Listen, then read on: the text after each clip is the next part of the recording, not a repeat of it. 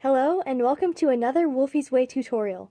Today I will be showing you how to draw a four-legged animal in different positions, with the help of some guest stars. This will be a two-part video. The first one showcasing my older brother Kitsune. Hello. And then the second one showing my younger brother Chip. Hi.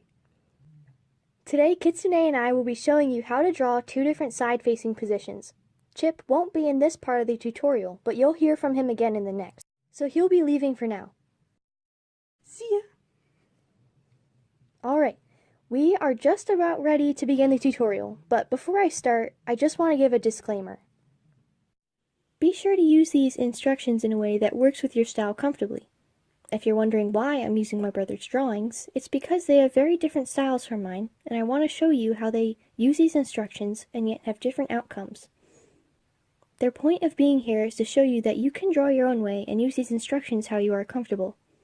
If you find that you want to use a different shape that I used, then go for it. Every artist is unique, so be sure to express that in your art. My instructions are just to guide you, not to make you draw my way.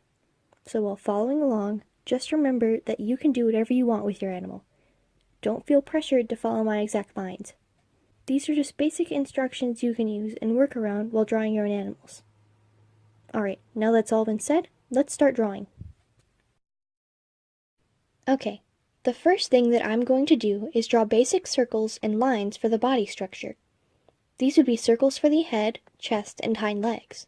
The lines represent the neck and the back. This base will show us where we're going to put the animal's limbs later. Make sure you place these in a way that either looks good anatomically or just feels right with your style. Like if your characters have short necks or backs, make the lines for them smaller. Or if they have heads that are bigger, then you should make the circle for it bigger. If you're drawing all of this digitally, it would be a good idea to draw the base on a separate layer from the actual animal you're going to draw. I also recommend lowering the opacity of this base layer if you can. It will make it easier to draw on top of. For paper users, you'll just have to erase the sketch marks when you don't need them anymore. Now we can start the actual drawing. Starting at the base of this circle, you're going to draw a three-sided rectangle, like this. At the top of the circle, you're going to draw the forehead, connecting it down to the snout. To close off the rest of the head, just follow the circle back to its base. Now you can add features to the head, such as a nose, ears, eyes, and fur. These elements can all be made using shapes like triangles and circles. For example, triangles could be used for the nose or ears, and circles for curly fur.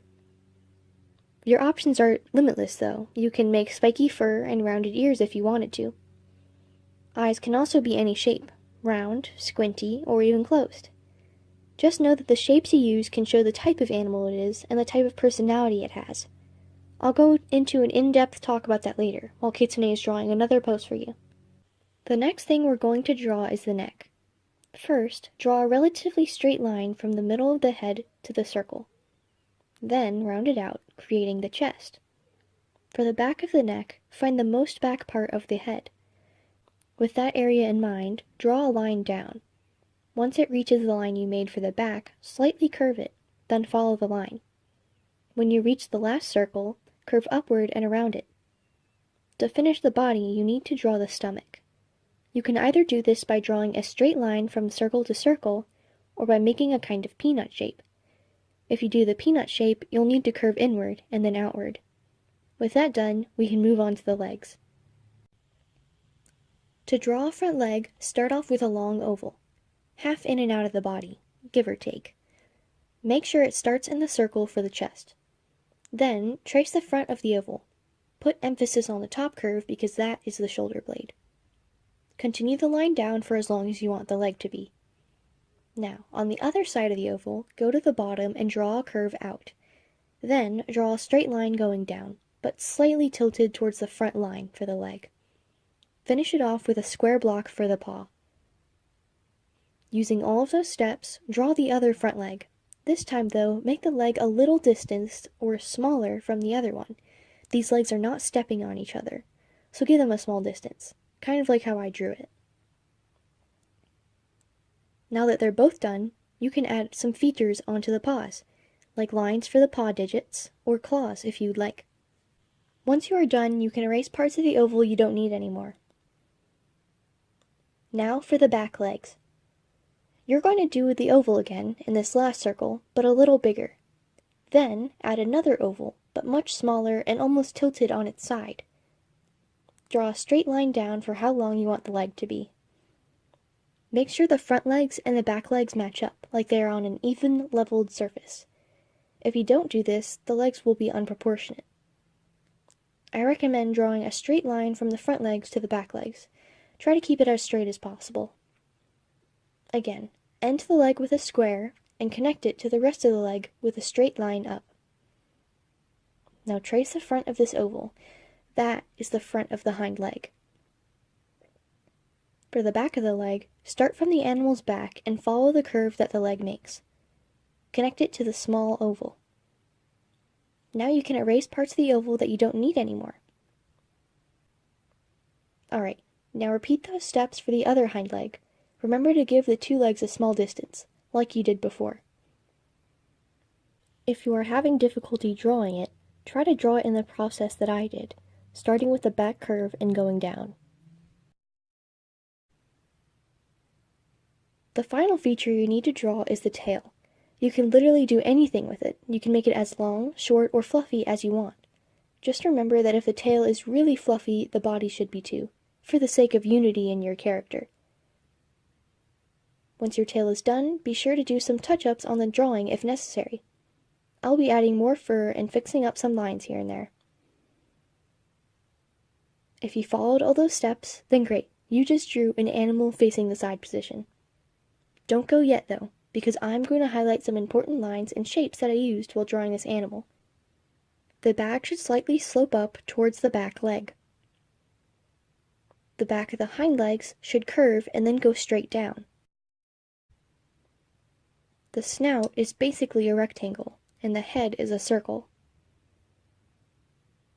Features consist of triangles, circles, and squares. So using these basic shapes, including lines, drawing animals facing the side position should hopefully be easier for you. Now, using these instructions and shapes, Kitsune is going to draw a four-legged animal in a different side-facing position. If you want to follow along, instructions for how to draw this position will be displayed on screen. As he draws, I'll be talking about shapes and styles, as mentioned before. If you don't want to hear me talk about shapes and stuff, that's fine. Just turn off the volume and follow the instructions that are displayed. Just know that my discussion might help you out too when it comes to drawing or designing your characters. Alright, why should you use shapes, besides the fact that it makes sketching easier? Well, it gives your characters more diversity. A big problem artists face is that their characters all have the same body and face shapes, the only difference in their appearance being hair, colors, or garments. They become used to drawing the same shapes for their characters, and that makes the art lack in diversity. Using different shapes for different characters can make all of your characters look unique and distinguishable from one another. That is one of the reasons why I recommend you use shapes while drawing. On that note, there are two other things that shapes can do for your drawings. They can show off a certain personality in a character, or show the type of animal it is. When it comes to personalities, certain shapes usually give off certain personality traits. Sharp shapes, like triangles, usually portray a cunning character, or one that is very fast and agile. Most villains in animated TV shows or films have sharp, thin features. Rarely are they ever round. Common features are sharp teeth, pointy horns, angled eyes, and a sly expression that usually wears a wide, pointy grin. If you want to make a visibly evil character, try to incorporate some triangles into their design to make them seem aggressive or intimidating. On the other side of the spectrum would be circles. Round shapes like circles show a friendly, soft, and often lovable character. Rounded features are kind, giving off a cuddly teddy bear vibe. Most characters that are nice and easily flabbergasted have round figures. Some features would be curly fur or hair, circular heads, round eyes, and plump body frames. Most good characters in shows, usually kids, have circular features, but another would be squares. Squares are a rather neutral shape and often symbolize strength and stability in a character, while others are round like kid protagonists in cartoons. Features that most heroes or members of an authority have would be blocky, muscled limbs and chiseled square heads. Use these shapes however you want, though, and even combine them if you feel like. That's how strong, cunning villains are born, squares and triangles, and big old softies are created, squares and circles. The other way shapes can help your character design is by showing the type of animal it is. There are many different animals out there, and they can all be identified by their body shapes. For example, bears have small, round ears, big, stocky bodies, and sharp claws. Shapes like circles, squares, and triangles can all make those features. Cats in general have very rounded features, so if you want to draw a cat, be sure to use circles. Their heads are relatively round, their tails are thin and curved, and their overall body shape is rounded. Some triangles could be thrown in too for their pointy ears and claws. As you can see, animals can be drawn easier by using a collection of shapes. The amount of shapes you use is entirely up to you, though. Not all of your characters have to follow realism. Some styles don't follow animal shapes or anatomy, and that makes them unique. You don't have to draw perfect shaped legs, arms, or heads if you don't want to. That's why art is so amazing. You can be as creative as you want. Even if you aren't trying to make realistic animals, use your own shapes to help, though, and don't feel limited. Make your art as cartoony or realistic as you feel like. Just know that if you're striving for a more realistic animal, these shapes could really help if you use them right. That is the end of my discussion. Hopefully it was informal, or at least interesting. The goal of this talk was to help you understand how shapes can be utilized more in your drawings, and to maybe even give you some ideas for the next character you design. If you end up using some of the tips regarding shapes that I went over, I would love to see some of the pictures of the characters you've made, especially if you designed villains. Anyway, if you've been following along the steps and just turned the volume back on, then welcome back. Kitsune will be finishing up shortly, and once he does, I will highlight some important shapes he used while drawing, for your reference. I hope the steps weren't confusing. If they were, keep in mind that they are very similar to my voiced instructions for the first position. Go back and watch that if you need better instructions. Now that Kitsune's done, I can start the highlighting. The face is made of a rectangle and a circle. The neck, back, and stomach are just lines. The legs are made of ovals and then rectangles. Features like fur can be made of triangles.